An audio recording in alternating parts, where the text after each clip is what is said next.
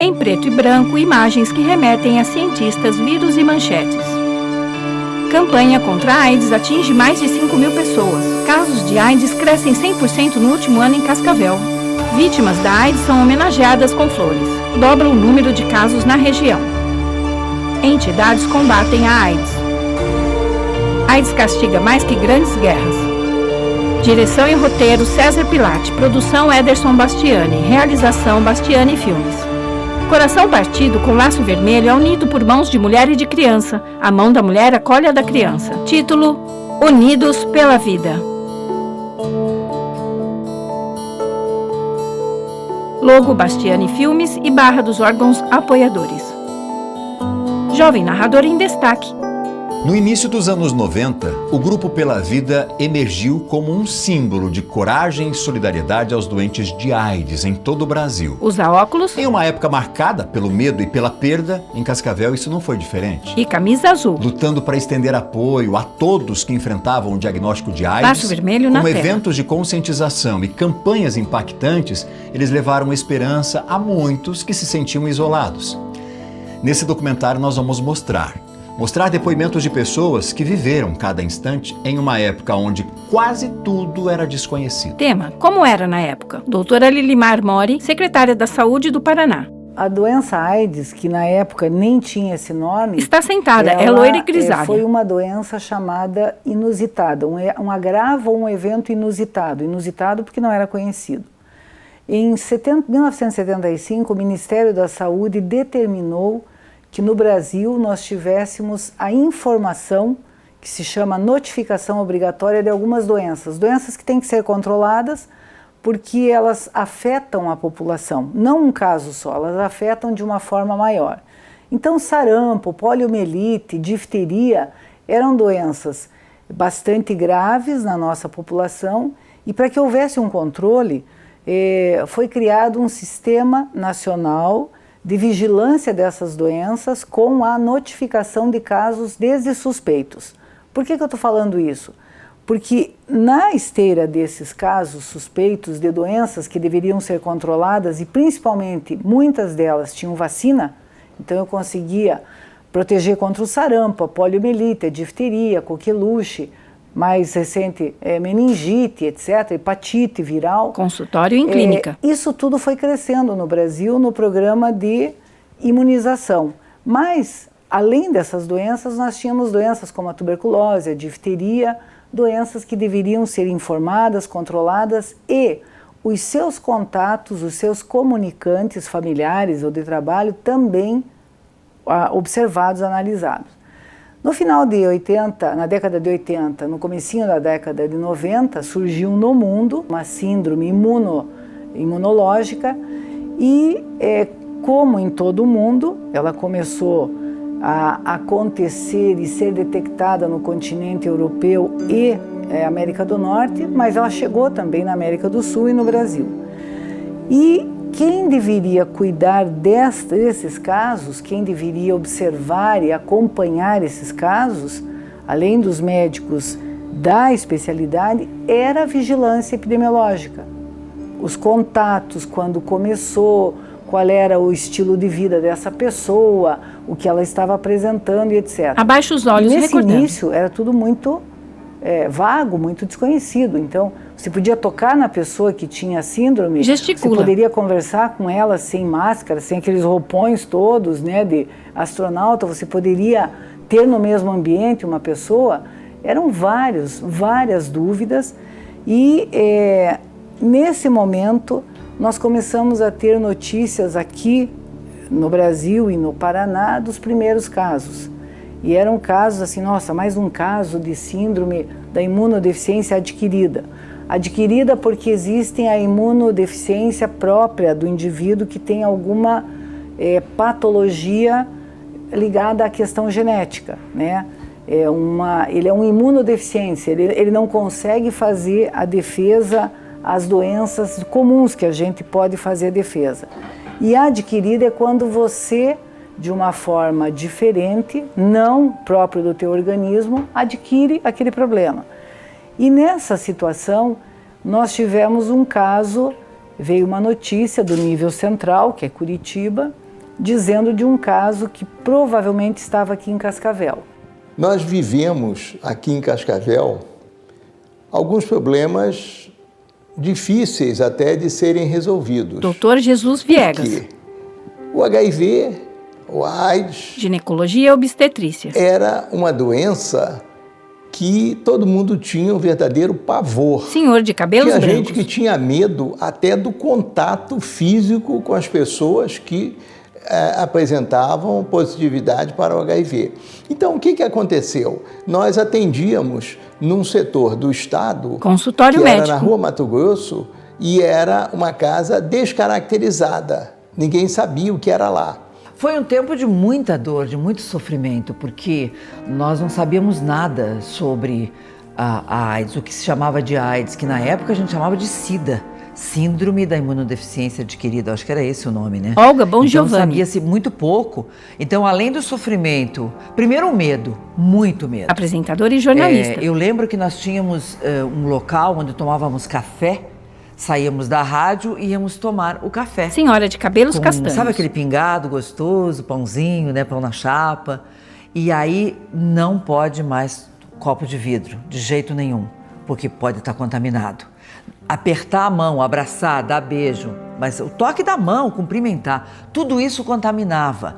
Ir ao dentista, tudo. Então nós vivemos um tempo de muito medo, no primeiro momento muito medo. Livros ao redor. E era tudo muito escuro, não sabia nada. E depois, já na sequência, um tempo de muita dor. Se expressa porque com as as pessoas mãos. começaram a contrair, a aparecer a doença, o amigo, o parente, o conhecido. E eu lembro que no começo era tudo muito distante. Parecia que a AIDS, então, estava muito longe, estava em outro continente. E daqui a pouco ela estava muito perto.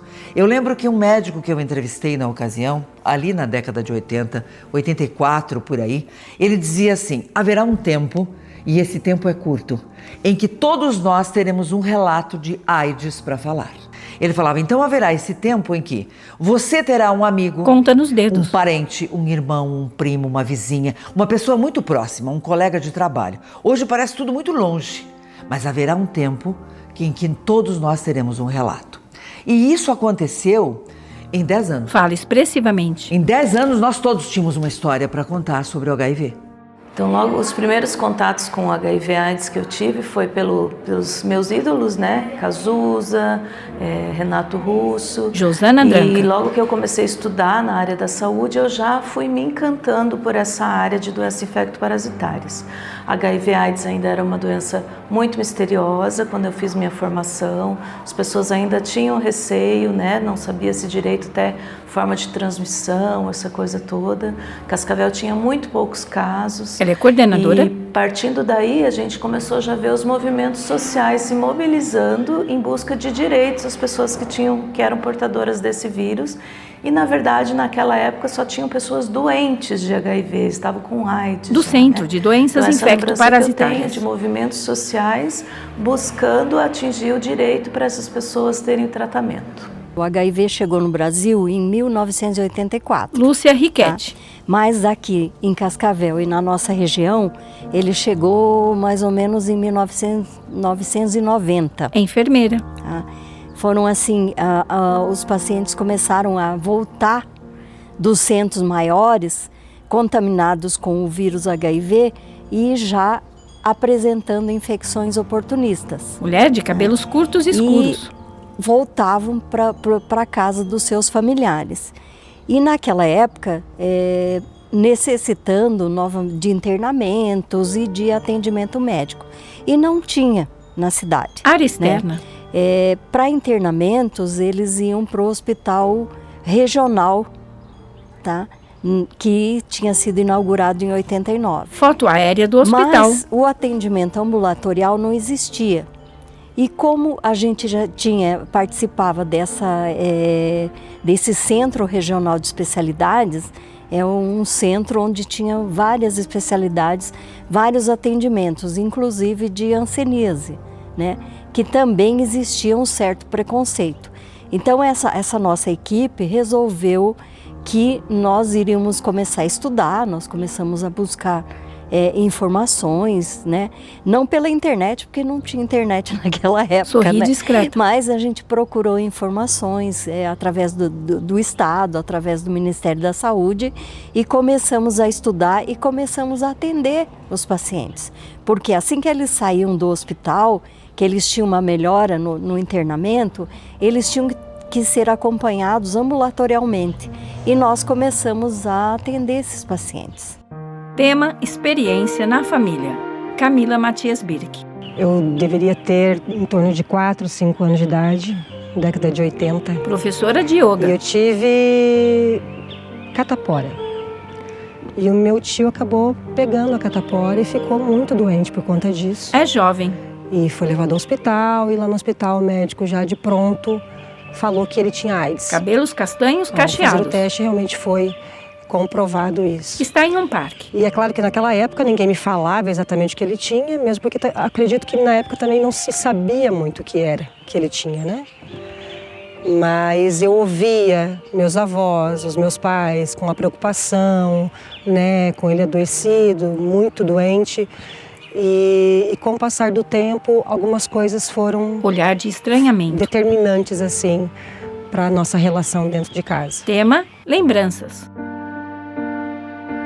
Camila continua. Na época não se sabia o que era, como se transmitia, era considerado uma sentença de morte. A pessoa tinha AIDS, ela ia morrer e ponto. Não tinha tratamento até então. Lúcia. É muito difícil. Era muito difícil você ter que passar um resultado de um exame que, na época, era sinônimo de morte. Olhar emocionado. Porque os pacientes contaminavam com o vírus HIV e, mais ou menos em 2 anos, eles estavam já em fase de AIDS e, automaticamente, eles morreriam. Nega enfaticamente com a cabeça. Então, não era nada fácil passar esse diagnóstico. Camila. E minha avó separou os talheres, pratos, tudo era do PAP, né? Meu tio chamava Laertes, vulgo PAP. Sorri carinhosamente. Então o tio PAP tinha todas as coisas dele separado dentro de casa. E mesmo depois com o tratamento, né, já sabendo de que maneira que a doença era transmitida, ainda assim se permaneceu até o dia que ele veio a falecer. Tinha o copo dele, o prato dele, os talheres dele. E a gente não podia tocar ali, que era somente dele. Então tinha esse cuidado, né? Eu me recordo também que o preconceito muito grande e absurdo. Eu lembro das vizinhas da rua da casa da minha avó, que caminhavam pela calçada. Ao chegar na calçada da casa da minha avó, elas iam para a rua e depois retornavam para a calçada da casa seguinte. Faz o gesto de do medo caminho. que aquela doença também chegasse na vida delas, né? Então esse preconceito eu lembro ser muito presente. Eu lembro da minha avó sofrendo muito com isso, né? Que era o filho dela que estava ali doente. Narrador. Um fato marcante foi o surgimento em Cascavel do Grupo Pela Vida. Ele trouxe esclarecimentos e quebra de preconceitos. Tema Grupo Pela Vida, Cascavel, Paraná. Nasceu a ideia a partir da busca por um diagnóstico do meu irmão. Laércio Matias. Ele foi internado no Dr. Lima. Membro fundador do Grupo Pela Vida em Cascavel. Ele tem AIDS. Me lembro bem de ver o Grupo Pela Vida no calçadão, né? Fazendo movimentação, falando sobre HIV. Josana. Né? Chamando as pessoas. Cartilhas de saúde. Chamando pela luta mesmo, né? Para que esses pacientes pudessem ter acesso ao tratamento, que não estava acessível naquele momento, né? Então era só para quem tinha condições de comprar. Então foi necessário pessoas da sociedade, movimentos sociais se mobilizarem para que essas pessoas pudessem ter acesso ao tratamento que fazia muita diferença, né, para o estado que a pessoa já se encontrava. O Grupo Pela Vida existe até hoje. Ele começou no Rio de Janeiro. Algumas personalidades, figuras públicas do país ajudaram a criar. Homem de meia idade, Por conta grisalho. de Enfio, né, Betinho, enfim. Perdura até hoje. E a gente identificou nessa forma de trabalhar, nessa forma de atuar do grupo. Entrevista no MAC. Uma coisa que caberia bem para nós. E aí a gente conversou com eles falaram, tem uma filial no Paraná. E eu fui para Curitiba, a mando da nossa equipe aqui, do nosso grupo. Conversei com a Albertina, saudosa Albertina, uma mulher guerreira soropositiva, que era presidente.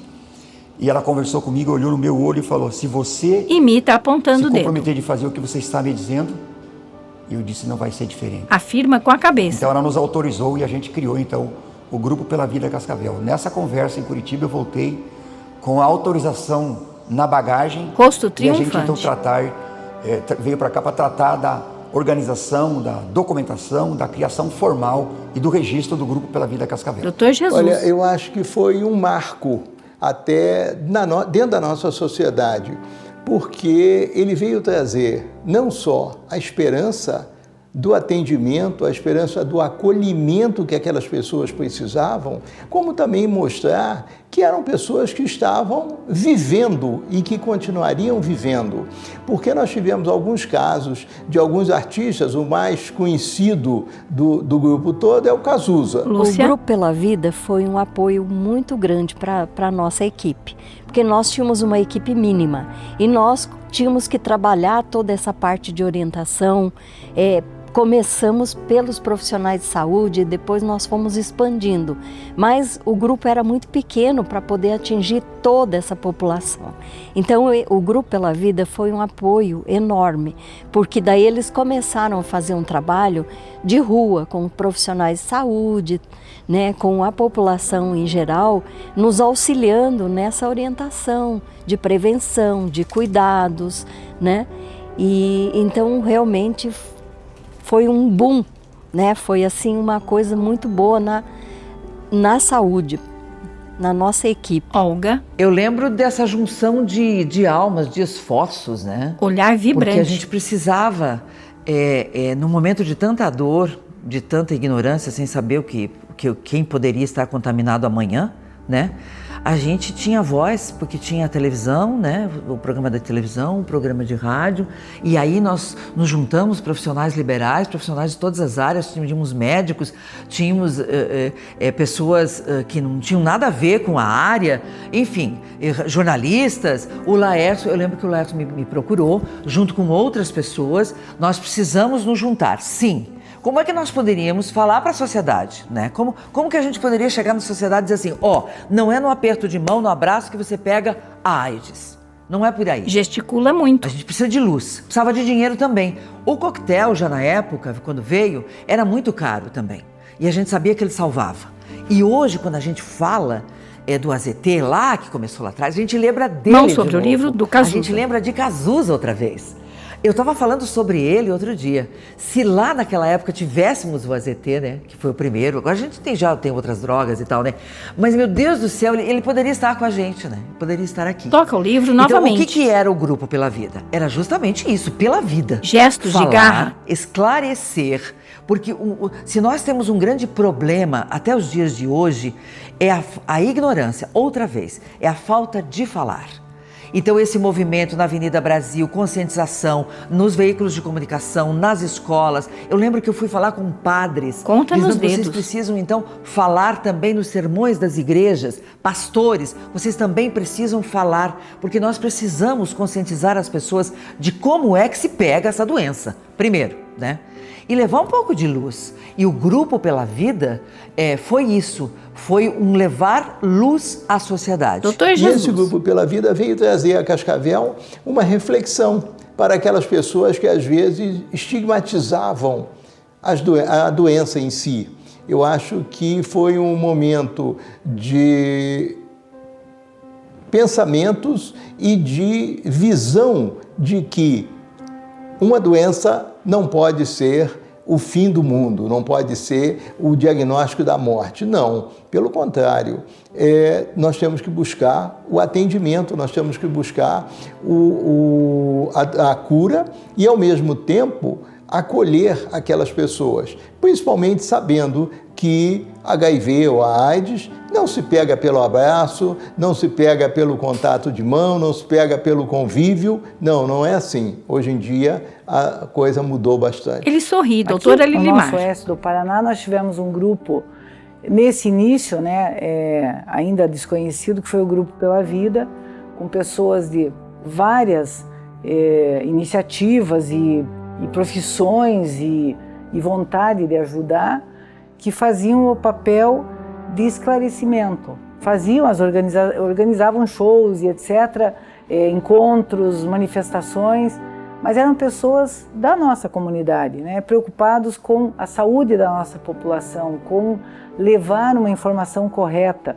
A gente não tinha ainda a mídia social como temos hoje, que veicula coisas boas e muitas coisas ruins e erradas também, mas eram grupos que se colocavam à disposição da comunidade, ajudaram muito na organização dos serviços aqui em Cascavel.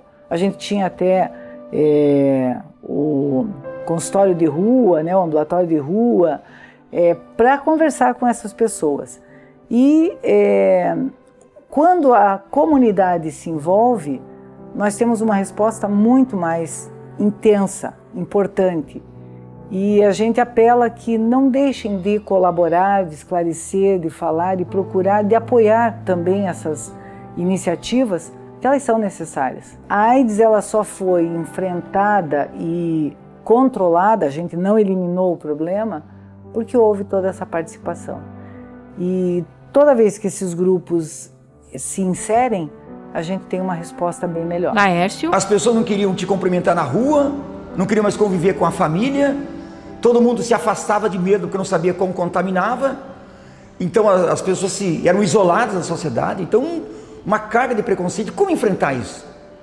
Era vivendo aquilo de forma diferente. Gesticula comovido. Somando pessoas que estavam na mesma experiência para viverem coletivamente e mostrar para a sociedade que não era uma sentença de morte. Nós não queríamos falar da morte da pessoa, pegou AIDS, vai morrer. Nós queríamos falar que existe vida durante todo esse processo de diagnóstico, de tratamento, até que chegou a sua hora. Porque a família não ia morrer, os amigos não iam morrer. Olhar profundo. Certo? Então nós precisamos falar da vida. A mãe, o pai, o amigo, os irmãos, os netos, os sobrinhos, todos viviam aquilo. E eles não estavam condenados à morte. E o preconceito e a discriminação condenava eles também a essa morte social, a esse isolamento social. Então a gente se reuniu, né, essa experiência coletiva, criar uma organização com nome, com CNPJ e agrupar pessoas que estavam dispostas a enfrentar esse preconceito e essa discriminação. E a gente ia inicialmente para onde? Para os profissionais de saúde, que alguns não queriam tratar, não queriam tocar. Sorri desacreditado. Nós íamos para onde? Para a rua, para o público-alvo. Você foi comigo, César Pilates. Aponta a sua Nós fomos frente. para as ruas nos carnavais, informar as pessoas, não transem sem camisinha. Vocês podem pegar AIDS. Isso pode ser, segundo a sociedade, uma sentença de morte. Tinha pessoas que não davam a mão para a gente, não queriam cumprimentar. Então era isso que me motivou. Eu falei, gente, não é possível que a sociedade não possa se organizar e enfrentar a ignorância e o preconceito e a discriminação e a gente conseguir um local, uma localização mais razoável, adequada e humana de convivência para enfrentar aquela pandemia. Narrador. Entre os eventos promovidos através do Grupo pela Vida, que marcaram, nós vamos relembrar 2. Em várias partes do mundo, bandas se mobilizaram em solidariedade à causa da AIDS. E nós vamos ver o depoimento de integrantes das bandas que se apresentaram no show Grito pela Vida em Cascavel. Tema: show Grito pela Vida. Laércio. Nesse desafio de lutar contra o preconceito e de arrumar recursos, numa reunião lá, o César Pilates veio com... César Pilates a gente achava ele louco, né? Quando ele veio com aquela ideia, ele falou, não, vamos fazer o seguinte, vamos fazer um show. Destaque de mídias tradicionais. Vamos trazer as bandas, vamos anunciar, fazer anúncio na televisão, no jornal, no rádio, vamos fazer um grande show, vamos no calçadão da Avenida Brasil, igual aqueles comícios que faziam antigamente, vamos botar todo mundo ali, e aí a gente vai arrecadar dinheiro e vai fazer o... Eu falei, calma aí, homem, você tá louco? Como é que a gente vai fazer isso? Ele falou, deixa comigo, eu me viro, eu tenho os contatos aí, você me ajuda e a gente se ajuda aqui, a gente faz. E no começo a gente ficou assim, esse homem tá... Mais mídias. São devaneios, né? Não é possível fazer tudo isso. A gente tão pequeno, será que a gente vai conseguir? E, bom, afinal todos vocês sabem, né? no nosso caso, um show. Foto do show e da catedral vista de pela cima. vida. E eu lembro que realmente a cidade ficou cheia de outdoor. Venha para o grito pela vida. Os jornais ficaram com propaganda. Venha para o grito pela vida. A rádio, a TV, enfim. A cidade se mobilizou para vir a um show que tinha essa motivação. Combater o preconceito através da arte, da música, uma confraternização, a cidade se encontrar na frente da catedral, né? E a gente fazer esse grande evento. Aquilo foi das nossas campanhas de mobilização, nenhuma se compara a esse grito pela vida. Ele foi assim o ponto culminante de toda a nossa trajetória, e a partir dali a gente ganhou uma visibilidade maior, uma aceitação maior, uma adesão social maior. As pessoas conseguiram, assim, todas se olhando e se encontrando. Eu acho que aquilo foi um ponto assim de virada, principalmente para a juventude, né, que maciçamente compareceu, compreender da gravidade e da necessidade da gente enfrentar aquilo solidariamente, coletivamente. Olga é empolgada. Impossível não lembrar desse dia do grande show na Avenida Brasil, que sempre foi um ponto de encontro, né? E pessoas da cidade, pessoas de outras cidades convergiram para cá, porque era realmente dar um grito para falar de uma doença que ninguém sabia muito ou quase nada, né? Para falar do preconceito, para buscar luz. Então foi um marco, sem dúvida. O show foi um grande marco e todos os envolvidos sabem o que foi de difícil para fazer esse show. Foi Lúcia? uma mudança de paradigma naquela época. O show ajudou muito nesse sentido, porque o preconceito e a discriminação era muito grande. Então, Josana. em 93 eu estava na minha formação na Unioeste de enfermeira, né? E teve então essa movimentação no calçadão. Essa movimentação fez com que levasse muitos debates em diferentes ambientes, né? Porque não era um assunto muito explorado. As pessoas, muitas não tinham acesso à informação, e pessoas que mobilizadas por vivenciar com familiares ou próximos, ou mesmo por entender a importância de levar esse movimento, fez com que indiretamente esse assunto também percorresse, por exemplo, na faculdade onde eu estava em formação. Fotos, show, catedral e vídeo de montagem e equipamentos. Vídeo com moça jovem pulando em câmera lenta no meio do público. A gente quer dar um grito pela vida. Laércio, mais nós jovem. queremos falar de AIDS, mas nós não queremos falar de morte. Porque de morte, todos nós vemos, sempre morre um parente, sempre morre um amigo, o nosso pai, a nossa mãe, e nós todos somos mortais. Vídeo dele sobrepõe Agora, o vírus anterior. não é mortal.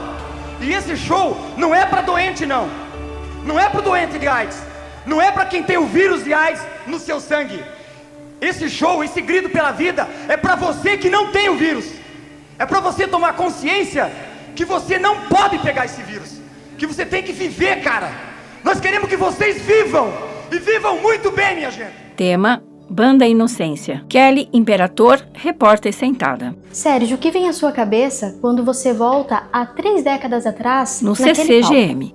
30 anos atrás, olha que bacana. Sérgio Ottavini, de meia idade, à sua frente. Uma sensação de realização e um êxtase. Por quê? Você está participando de um Vídeo do show. evento onde você está conversando, você está trazendo um tema que até então ele era assustador. Você vem falar sobre AIDS, você vem falar sobre vida, coisa mais preciosa que nós temos na vida, né? Na nossa vida, a própria vida. Então você vem trazer isso para você poder conversar com o público, para você, essa motivação, certo? Exatamente essa seria a palavra, o que motiva esse evento. Então você está num palco, onde você está trazendo uma mensagem de motivação, de esperança. Recorte de jornal anuncia a banda.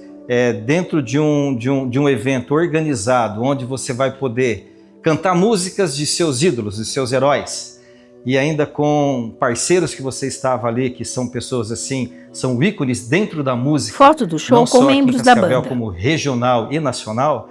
Então é isso que eu recordo daqueles momentos. Xanga, como foi você, como vocalista, estar naquele palco em um show que foi uma quebra de preconceito? Newton, Xanga, Aruo, Anazu. Coisa extremamente importante em função da própria situação, né? Como o Serginho falou, Na época não se falava muito, né? Meia-idade, usa barba trançada. E foi um período em que a gente perdeu uma grande figura, né?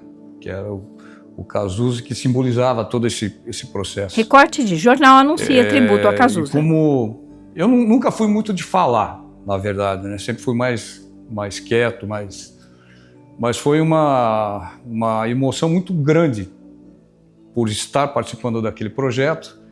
E a gente se encontrou e se reuniu, graças ao César Pilati também, que teve essa sacada, e foi juntando as peças, né? E como o Serginho falou... Está ao lado de Sérgio. É uma situação, assim, emocionante por você estar... A gente não tinha noção da quantidade de pessoas que se encontravam lá no dia. E depois disso que a gente viu, né? Eram 5 mil pessoas, através do jornal, que a gente ficou sabendo que tinha naquele momento 5 mil pessoas. Então você cantar para 5 mil pessoas é muito emocionante, né? Recorte, Xanga jovem.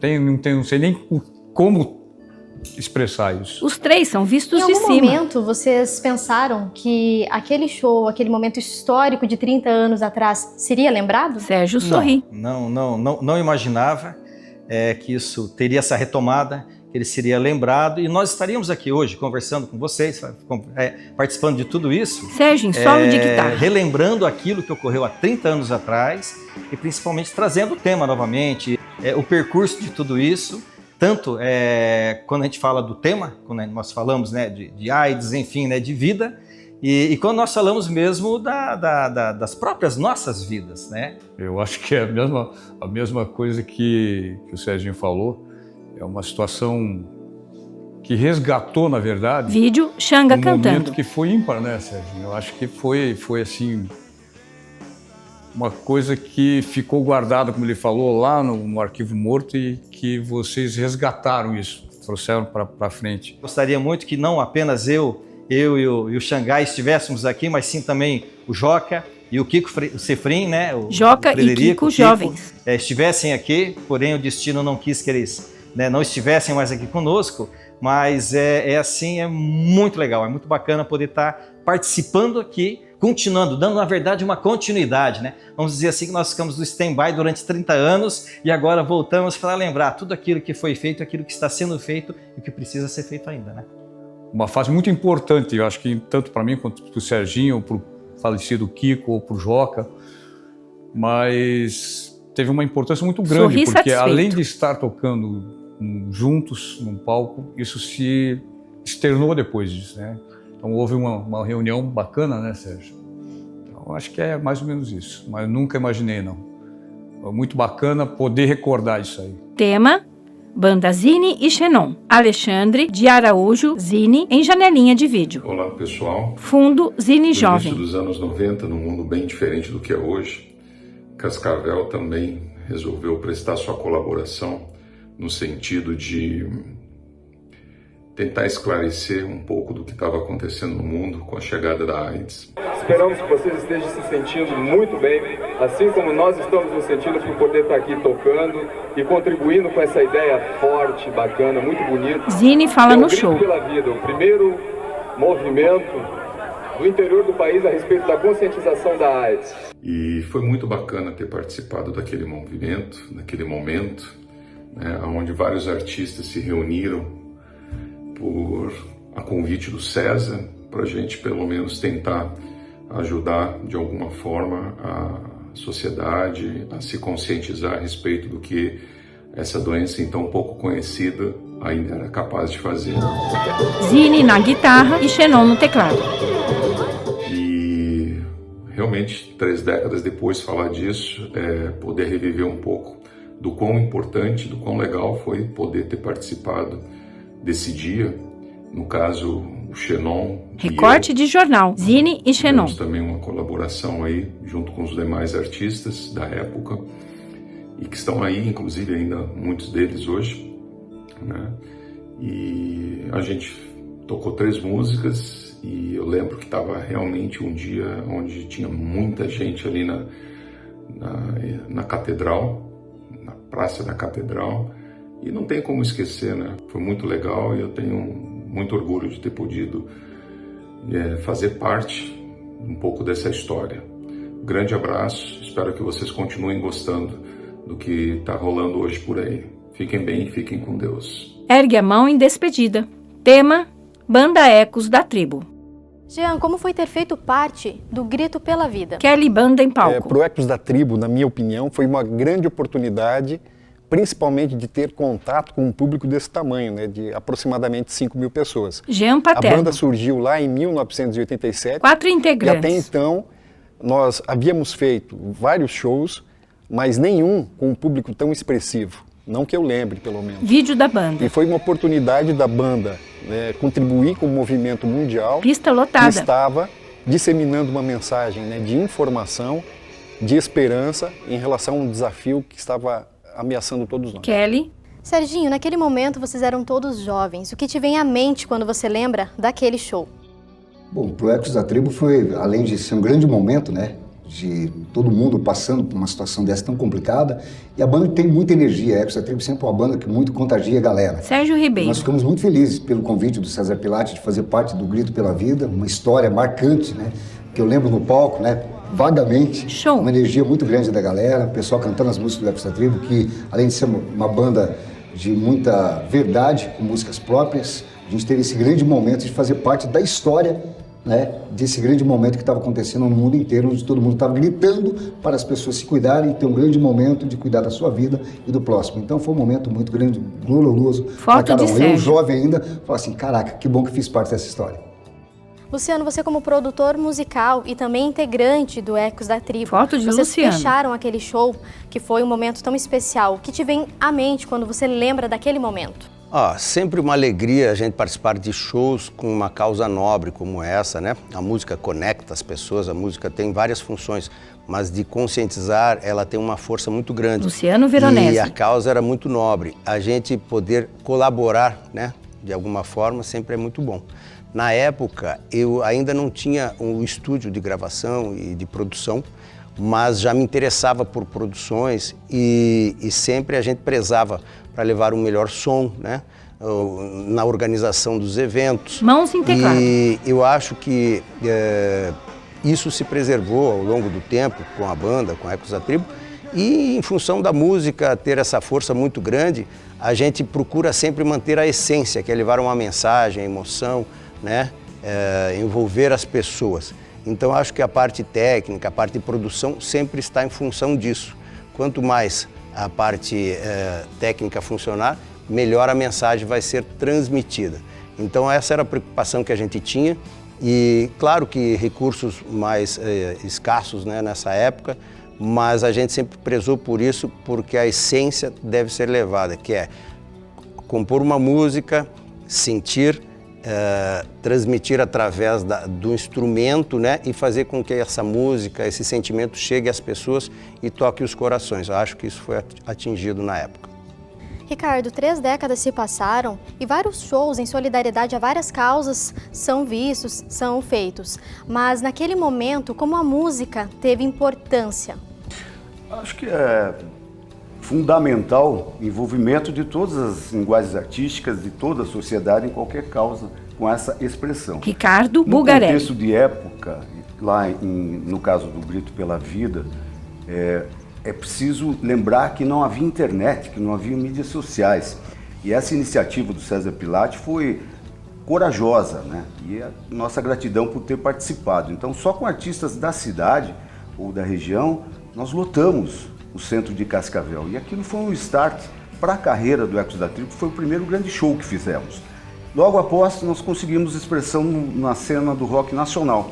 Foi bem nessa época. O Ecos da Tribo chegou muito longe, também sem internet. Então era tudo diferente. Né? Foi espetacular. Banda tocando. Eu acho que todas as causas louváveis devem sim sempre ter o envolvimento de todos, não apenas de artistas ou músicos. Alguma vez vocês imaginaram que aquele show, aquele momento seria lembrado 30 anos depois? Ela fala sorrindo. Não. Ricardo. Imaginamos porque a projeção de futuro ela é bem limitada, mas é muito bom estar sempre com essas pessoas aqui, que são meus irmãos. Ricardo, sentado, Afonso, abraça Sérgio e Luciano. Fizeram parte dessa história. Afonso na batera. É realmente emocionante estar aqui, lembrar com muito amor e carinho, que é o que temos um pelo outro. Todos concordam. A gente Luciano. não tinha a menor noção, né, na verdade, porque jovens, a vida em ebulição, música, né, muitas viagens, muitas coisas. Graças a amigos queridos como o César Pilati, né, a gente pode relembrar bons momentos e ver que valeu a pena toda essa trajetória da música, vídeo, a amizade que a gente tem até hoje, citado até pelo Ricardo, e banda em recorte, que é uma das melhores coisas. A gente tocando de vez em quando ainda com Ecos da Tribo, a gente percebe que a música às vezes nem é a coisa mais importante, mas com quem você faz a música, né? Então essa iniciativa do César Pilati faz a gente olhar com carinho para essa questão e para a essência da música, que é justamente conectar as pessoas, né? E naquele momento, por uma causa nobre, a gente relembrar, nos dá muita alegria. Fala emocionada. Bom, Sérgio. Muito feliz, né, com essa produção, com esse trabalho que o nosso querido César Pilati está fazendo, que muita gente às vezes desconhece, digamos, as novas gerações. Tem uma galera que não sabe tudo que as bandas passaram para chegar onde estão. Como nós foi citado aqui juntamente pelo Ricardo, não tinha internet, não tinha nada, e as bandas se movimentavam com disco, tocando em rádios, fazendo todo esse movimento. E hoje ter um registro... Recorte de banda com que vai ficar para a posteridade, que muita gente vai poder falar, caramba, isso era uma história de uma banda e de várias bandas que tocaram nesse grande momento e hoje serão documentados. Então isso vai ficar para muita gente ter como embasamento musical, ter como reconhecimento musical e principalmente registros saber que não era do fácil. Show. Né? Toda história tem que ter um momento, tem que ter gente engajada, comprometida para fazer. Então eu fico muito feliz de fazer parte da história e ao mesmo tempo de pessoas que vão ter esses relatos, que vão vivenciar tudo isso que aconteceu num momento único na vida de cada um. Então estou muito grato aí por fazer parte de todo esse movimento, de todo esse registro. Sorri. Quando você é muito jovem, Jean. você pensa pouco no futuro, você procura viver mais intensamente o presente. Mas quando você é mais experiente, você se volta mais para o passado. Recorte com 5. E percebe como o tempo é algo implacável e que ele traz transformações profundas, né, nas nossas vidas. Felizmente a inovação aconteceu, a tecnologia apareceu, a medicina avançou e aquele problema que era tão sério foi de certa forma, né, reduzido, eliminado, essa ameaça foi seriamente, né, reduzida. Giano Baixo. Mas o mais importante disso tudo, 30 anos depois, é que o Ecos da Tribo segue junto.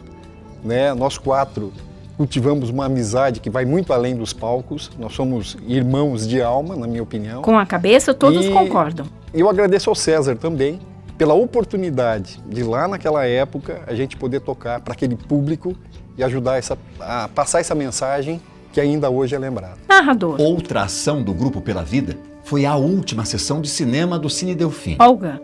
Esse dia foi marcante, sem dúvida. Eu quero falar aqui do César Pilati, toda a equipe dele, do filme A Filha do Chefe. Foi a última exibição do Cine Delfim, que depois, enfim, acabou. Então, a gente não consegue hoje imaginar, né? Você exibir um filme e essa arrecadação ir para onde? Para comprar remédio. Quem está nos vendo nesse momento tenta fazer essa conexão. Então, para você ver o envolvimento da sociedade, ali nós tínhamos profissionais, fotógrafos como César, a equipe toda, tinha dona de casa, tinha cinegrafista, tinha fotógrafo, jornalista, tinha todo mundo envolvido novamente o Grupo Pela Vida ali presente, capitaneando tudo isso com um único objetivo: pegar esse dinheiro e transformar em remédio. Isso é amor ao próximo. Sorri. Nós Laércio. assim, inventávamos qualquer coisa que pudéssemos fazer coletivamente para arrumar recursos. Fala sorrindo. Para a gente adquirir o famoso coquetel de drogas que havia sido lançado nos Estados Unidos com sucesso e reverberou no Fantástico, enfim. Todo mundo queria comprar e era muito caro. E a gente então fazia festa fantasia, fazia quermesse, fazia... E aí, quando a gente soube que ia fechar o cinema, ia encerrar. Recorte. Cine Delfim, espetáculo interrompido. Depois que você encerrar, nós queremos fazer uma última sessão para arrecadar recursos. E aí eles falaram, não, então tá bom, depois que nós rodarmos a última película, a gente avisa vocês. E eles avisaram, definimos a data. E aí nós trouxemos de São Paulo Esta Não É Sua Vida, de Porto Alegre, Ilha das Flores, e vinha uma lata enorme, uma espécie de uma lata de goiabada, né? Nunca tinha visto aquilo. Foto de Laércio com rolo de filme e simpatizantes no cinema. O terceiro filme que foi apresentado na sessão foi A Filha do Chefe, direção aí do César Pilati e Antônio Marcos. e produção da Tigre Produções. Então esse foi a última sessão. O filme Cascavelense foi o último a ser rodado no Cine Delfino, saudoso.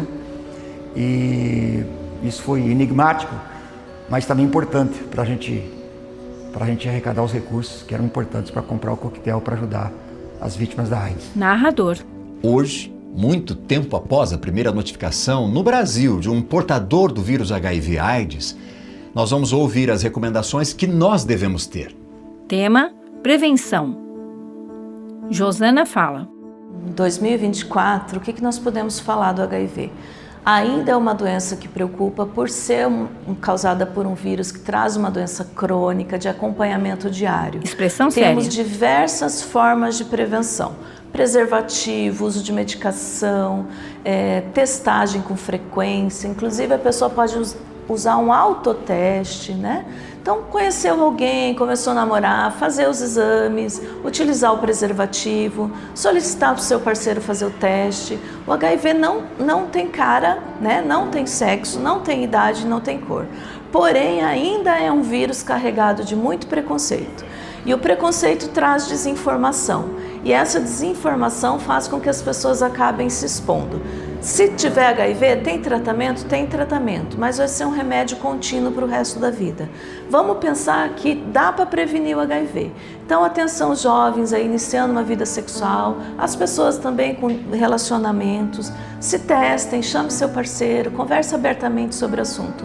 Essa barreira do preconceito, ainda a gente tem que gritar por ela. As pessoas não precisam mais morrer de AIDS por falta de acesso ao tratamento, porém o preconceito ainda faz com que muitas pessoas se infectem por falta de prevenção e morram por falta de coragem de buscar o tratamento. Lúcia? O meu conselho seria: cuidem-se. Quem ama, cuida. Tá?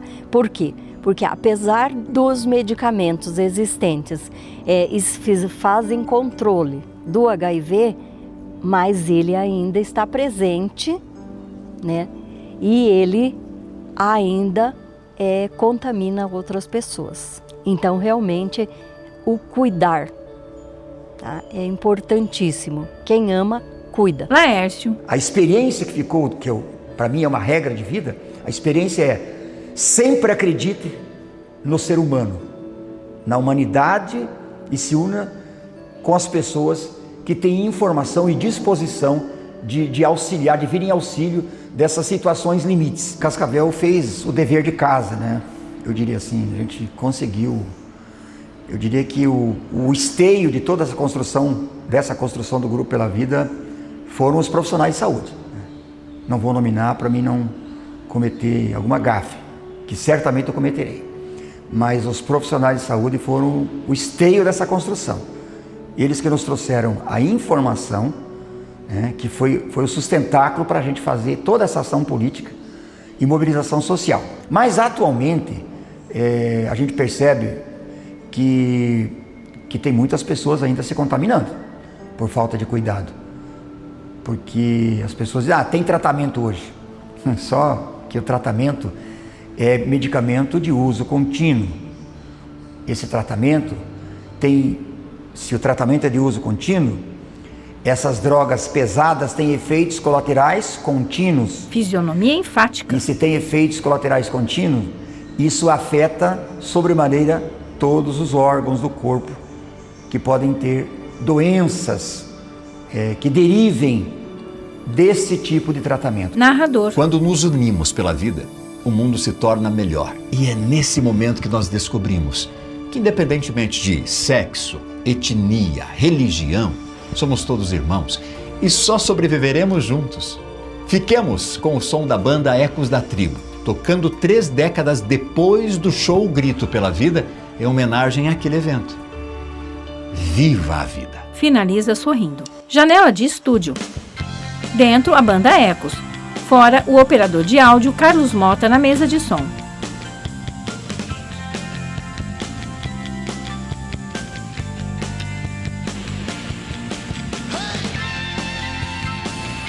Luciano no teclado, Ricardo na guitarra, Sérgio no vocal, Jean no baixo e ao fundo o baterista atual Valdir Júnior.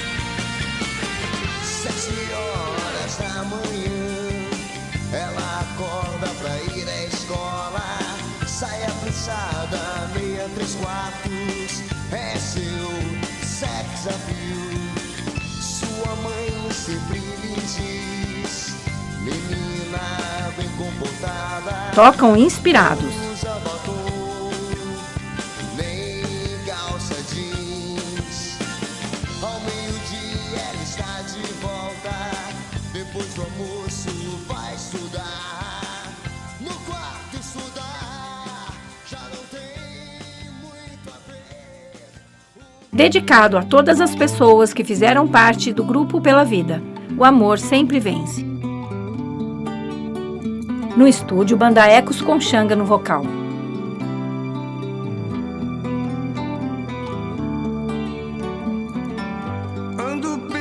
Ficha técnica à direita. Direção, roteiro e direção de fotografia, César Pilati. Produção, Ederson e Michele Bastiani. Editor de som e trilha original, Luciano Veronese. Operador de áudio e microfonia, Carlos Eduardo Montblanc da Mota. Montagem, Ederson Bastiani. Assistente de edição, Michele Bastiani. Foto e estilo, Enio Pertilli. Câmeras, Ederson Bastiani, Luan Rotava, Leonardo Antony e José Carlos Santana. Acessibilidade, imagem na mente. Publicidade e mídia digital, Daniel Marcondes. Apresentação, Valdinei Rodrigues. Entrevistas das bandas, Kelly Imperator. 7 CCGM, Marcos Teixeira. 7 MAC, Marcos Amod. Realização, Bastiani Filmes. Apoio, Secretaria de Cultura de Cascavel, Governo Municipal de Cascavel, Lei Paulo Gustavo, Ministério da Cultura e Governo Federal do Brasil. Fim.